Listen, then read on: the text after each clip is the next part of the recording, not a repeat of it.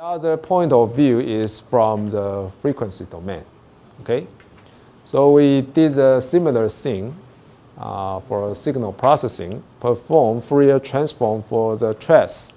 So this is the formula of the trace.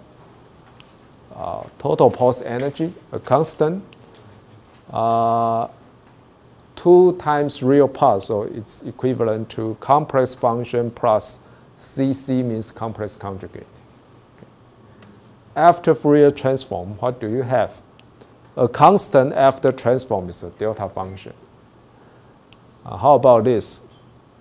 Again, it's G1x tilt of kappa minus omega 0, a shifted version of the transform of the envelope function.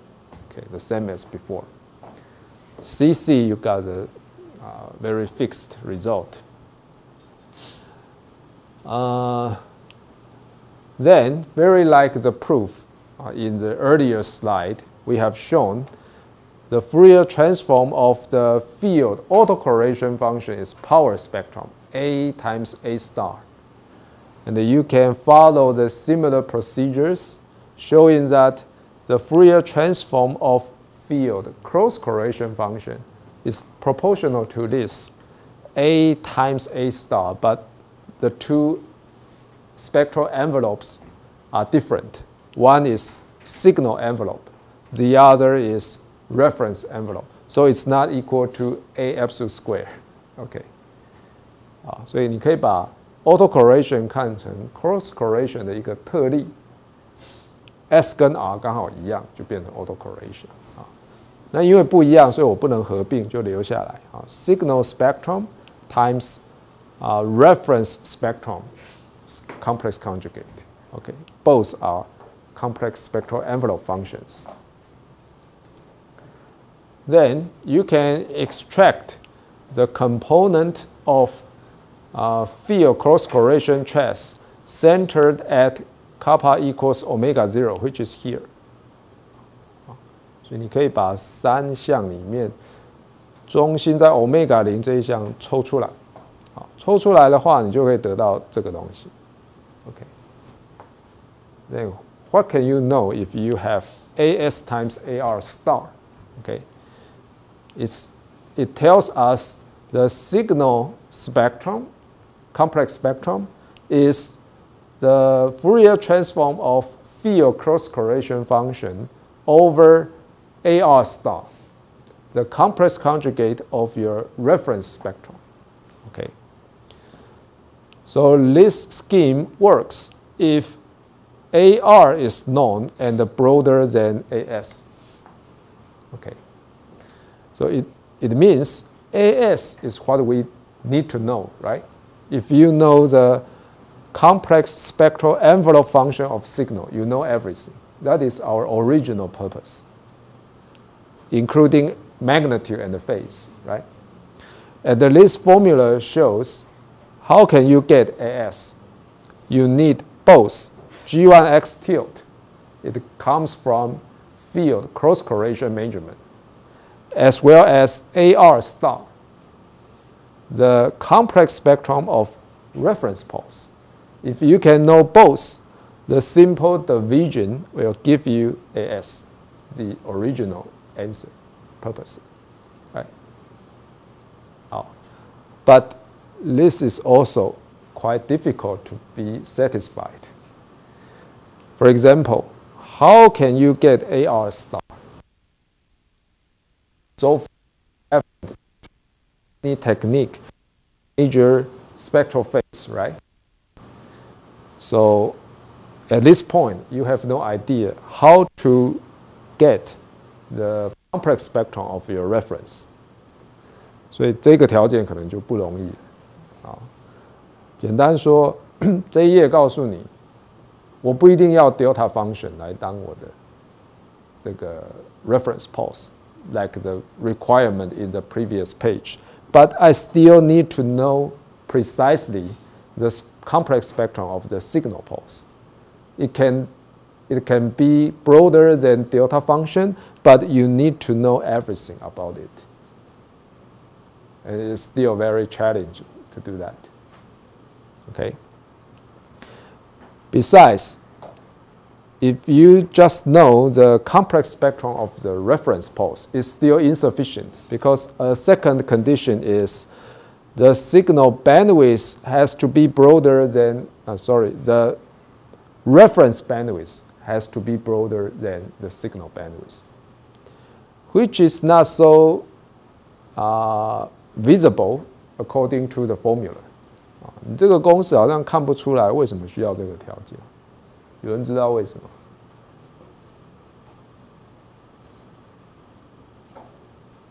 因为 reference pulse 它的时域上的脉冲比较短，所以它的频率当然比较快。方向是对的，我们都前页告诉我，最好它是 delta 嘛，它就算不是 delta， 也应该要比我的 signal pulse 窄嘛，好像才能够 work。没错啊，但是有没有更具体的？因为我现在是 frequency domain 分析啊，所以暂时我假设我根本不知道 time domain 谁宽谁窄。如果它太窄的话，你那个除以那个0，你就算不出来。Good, that's it。要非常小心这个除法啊，分母不能0嘛，我们都晓得。If your reference spectrum is narrower, your signal spectrum is broad, reference is narrow, so your denominator 分母 is narrow. 那么走到边边，是不是它就变0了？你分母就变0，可是你的 signal 还没消失，这里的 amplitude 跟 phase 我还需要透过除法知道，它就出问题了。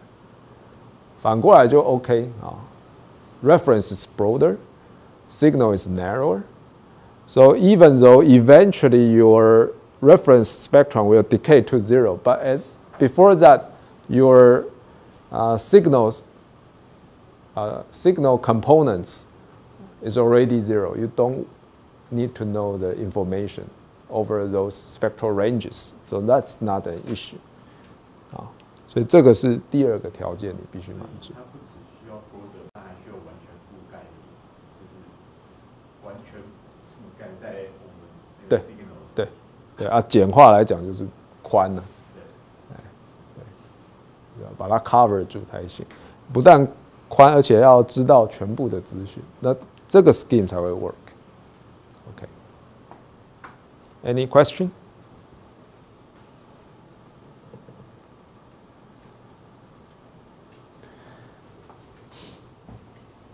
So the limitations of field cross-correlation measurement can be summarized here. The requirement of reference pulse width is much narrower than signal pulse width, or knowing the complex reference spectrum causes, number one, cannot measure the shortest pulse in the lab, because the first condition can never be satisfied. Number two, the measured signal pulse is broader than the reality, because it's accurate if your reference pulse is a delta function. In reality, it's never delta function. It has finite width. Whenever you have finite reference pulse width, after the scanning, you get a broader result.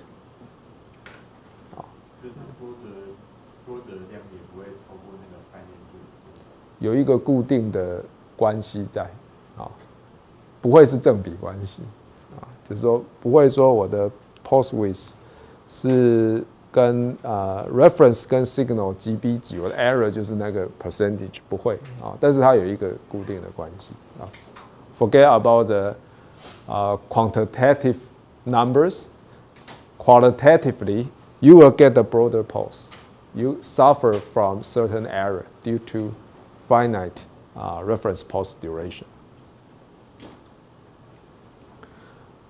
Plus, signal to background contrast ratio is usually very poor.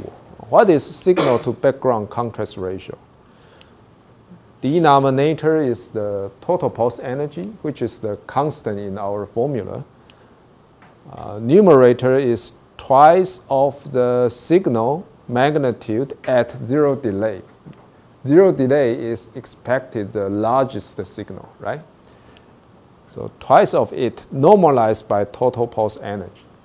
It's defined as signal to background contrast ratio.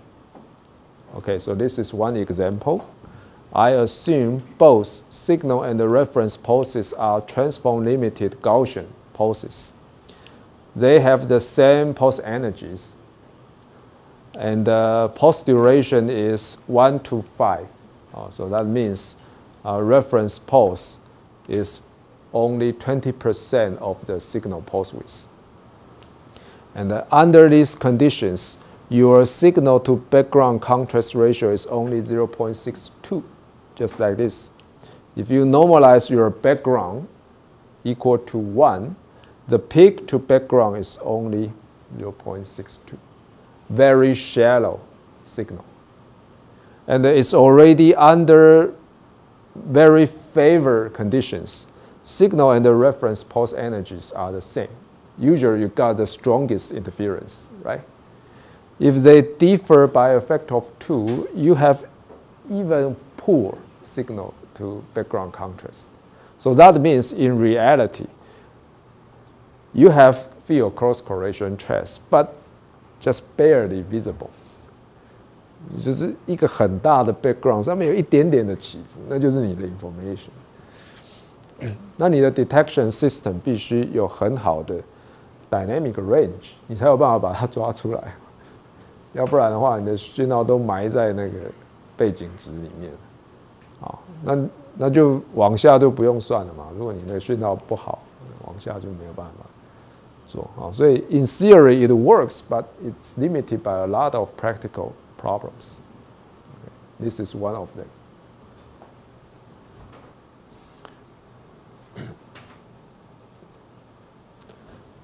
Okay, any question? So at this point, you might feel very frustrated, right? We spend a lot of time, but it seems we have no good technique to measure the femtosecond pulses yet. Okay, so something comes to rescue. Intensity autocorrelation. Abbreviation is IA. It could be better, but not perfect. Okay.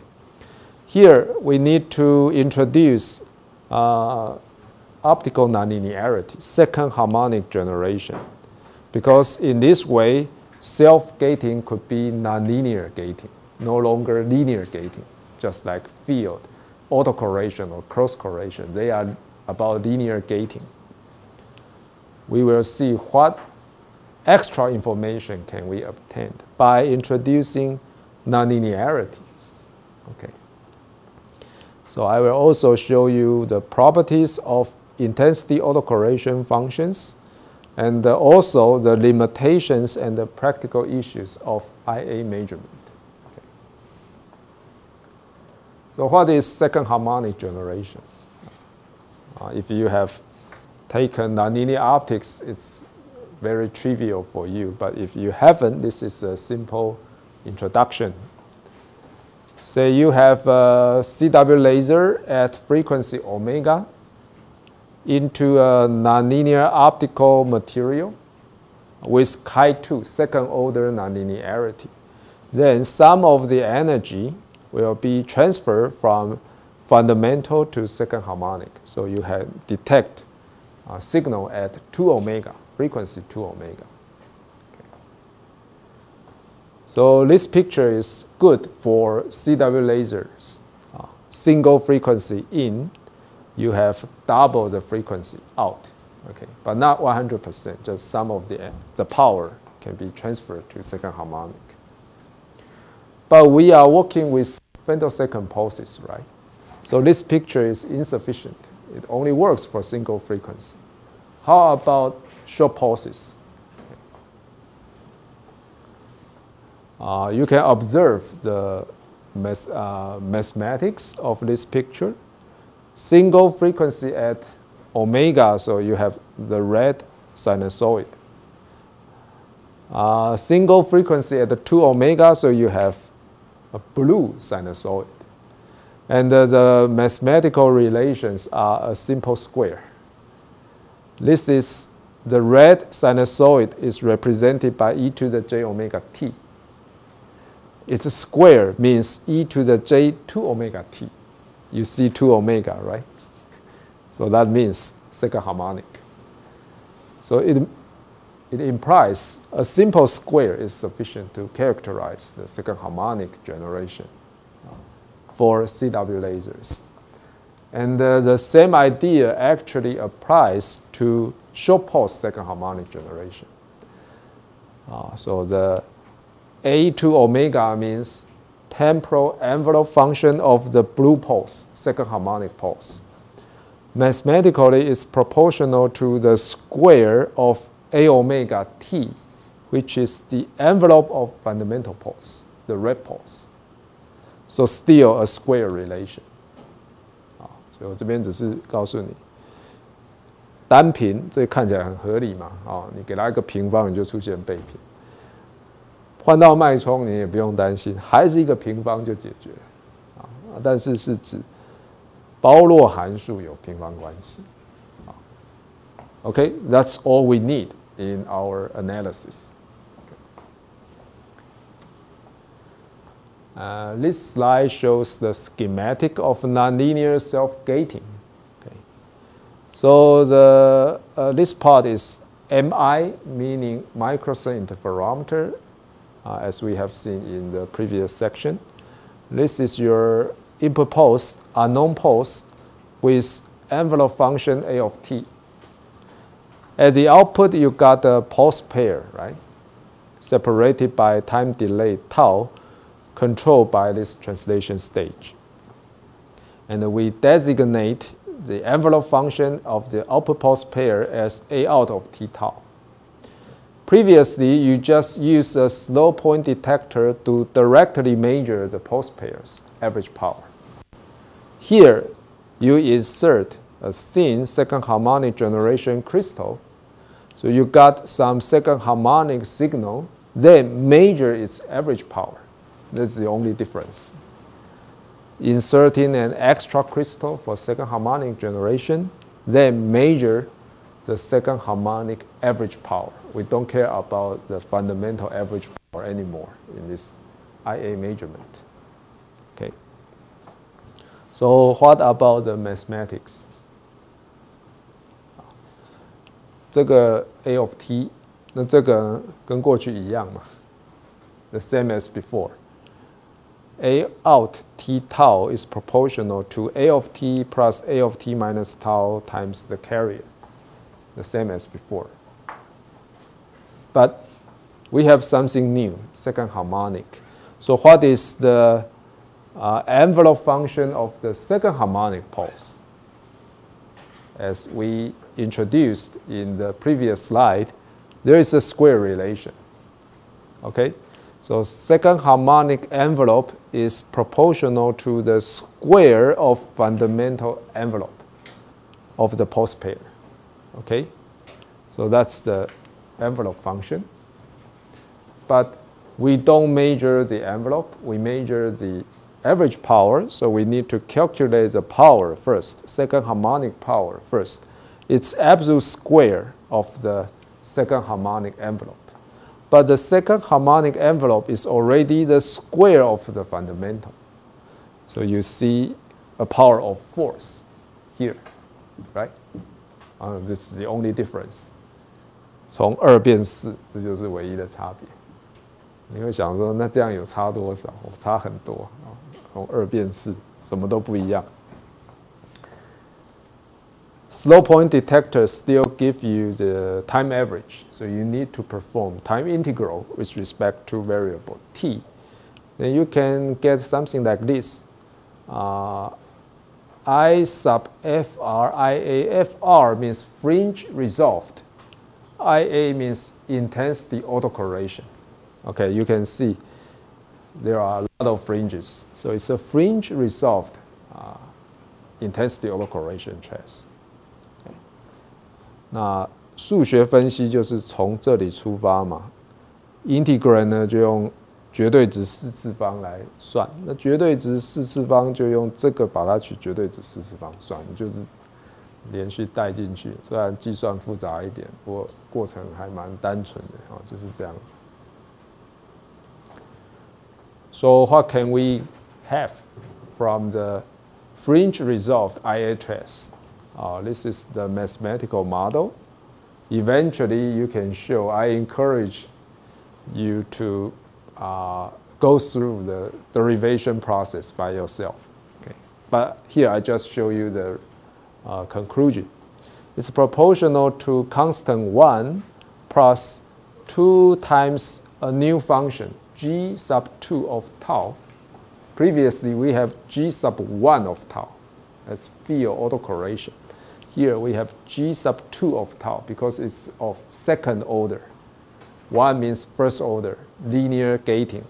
2 means second order nonlinear gating. But in addition to 1 plus 2 g2 of tau, you have interferometric terms. 4 times f function times a cosine omega 0 tau plus some phase, plus g function absolute value times cosine of 2 omega 0 tau plus some phase. So you have 1, 2, 3, 4. You have 4 terms. Okay. The first term is a constant. Does not change with tau. It's just the background, right? The second is a function of tau. And you expect it's a smooth function. The width could be about the post duration. The third term is of fringes. And the fringe density depends on 1 omega 0, your carrier frequency. The fourth term is about fringes, but the fringe density is about 2 omega 0. So it's an even dense fringe density, right?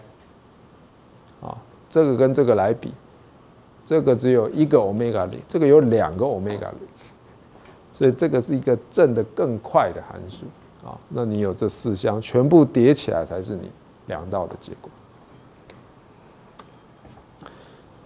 Okay, I have shown you what the meaning of FRA, fringe resolved intensity autocorrelation. What is G2? This is the central information we want to get from this measurement. It's defined here. I of t times I of t minus tau, time average, normalized to the case when tau equals 0, which is I squared of t. Okay.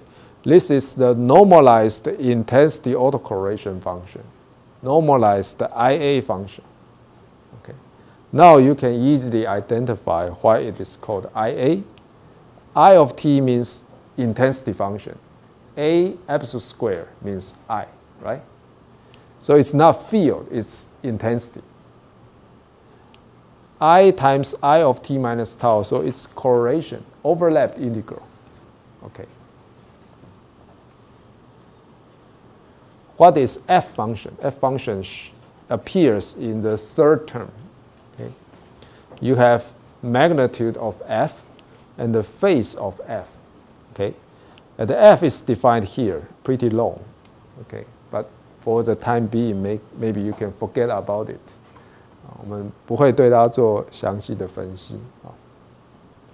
但是一定要给它一个名字，它可以叫做 intensity field correlation function, because you can see f function is about overlap integral relating to intensity I and the field A simultaneously.